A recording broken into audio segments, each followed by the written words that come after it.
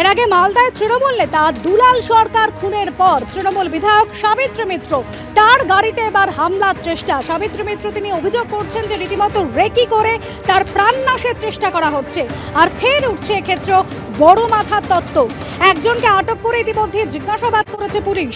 গাড়িতে ধাক্কা মারার চেষ্টা হয়েছে অভিযোগ করছেন মানিকচকের তৃণমূল বিধায়ক। সন্দেহজনক গাড়িটি ফের ঘুরে এসে ধাওয়া করে অভিযোগ জানাচ্ছেন বিধায়ক। আতঙ্কিত তৃণমূল বিধায়ক এরপর ইংরেজ বাজারে গাড়ি থামিয়ে পুলিশকে ফোন করে। কে বা কারা কি উদ্দেশ্যে এই ঘটনা ঘটালো তা খতিয়ে দেখছে মানিকচক এবং ইংরেজ বাজার থানার পুলিশ।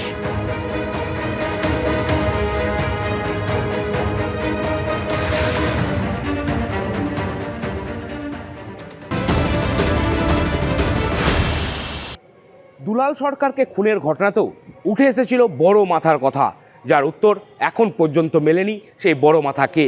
সাবিত্রী মিত্রও বড় মাথার দিকে ইঙ্গিত করলেন, কিন্তু এই বড় মাথাকে সে নিয়ে প্রশ্ন উঠছে আবারও।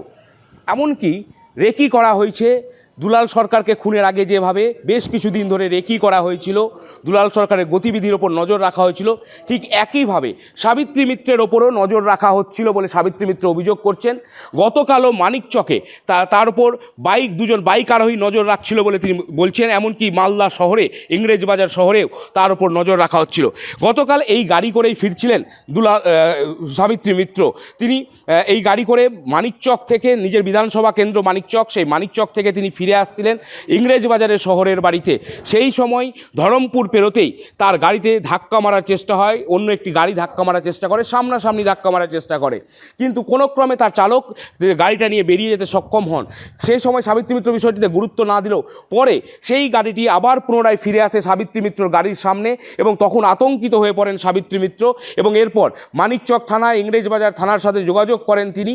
এবং যা এখনও পর্যন্ত পুলিশ সূত্রে জানা যাচ্ছে যে একজনকে ইতিমধ্যেই পুলিশ আটক করেছে, জিজ্ঞাসাবাদ করা হচ্ছে। ঠিক কী কারণে সাবিত্রী মিত্রর গাড়িতে হামলা হলো সেই বিষয়টি এখনও পরিষ্কার নয়, তবে যথেষ্টই আতঙ্কিত সাবিত্রী মিত্র, এবং তিনি সরাসরি বলছেন যে এর পেছনে বড় মাথা রয়েছে এবং তার গতিবিধির উপরেও নজর রাখা হচ্ছিল। করুণাময় সিংহ, এবিপি আনন্দ, মালদা।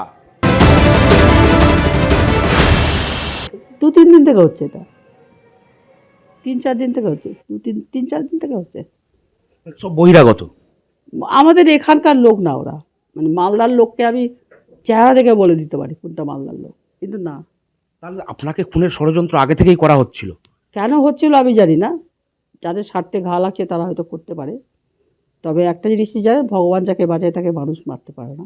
এখানে কিন্তু অন্য বড় মাথা আছে। অন্য বড় মাথা বলতে আবার আমি আবার কাউকে পার্সোনালি ইন্ডিকেট করছি না, কেউ না পাক কারা এর পিছনে আছে, যেটা মালদার নেতাগুলোকে শেষ করতে চায়, সেটা আমি বুঝতে পারছি না। ফলে এখানে কেউ আছে এমন কিছু, কারণ আমার সাথে আমার একটাও শত্রু নেই বলতে গেলে। রাজনৈতিক শত্রু কেউ হতে পারে, কিন্তু এমনি কোনো শত্রু নেই। আর আমাকে মেরে ফেলার মতো আমি কাউরি কোনো দিন ক্ষতি করি না, আমি সবার কাজ করি। স্যার, পুলিশ খুব সক্রিয় আছে, পুলিশ এটা তদন্ত শুরু করে দিয়েছে। পুরো সিসি ক্যামেরাগুলো যত আছে সব খোঁজা হচ্ছে। আমার আশা যে গাড়িটাকে বের করবে এবং দোষী যিনি আছে তাদের অ্যারেস্ট করা হবে। যেহেতু একটা উনি এমএলএ আছেন, উনি আমাদের লিডার আছেন, ওনার উপর হামলা হয়েছে, উনি অভিযোগ জানিয়েছেন, সুতরাং একটা উচ্চ পর্যায়ে তদন্ত হচ্ছে।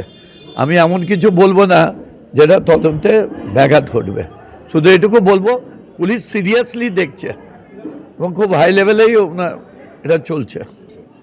এটা তো পুলিশ দেখবে, মাথাগুলো কে আছে না আছে পুলিশ দেখবে, আমরা তো বলতে পারবো না।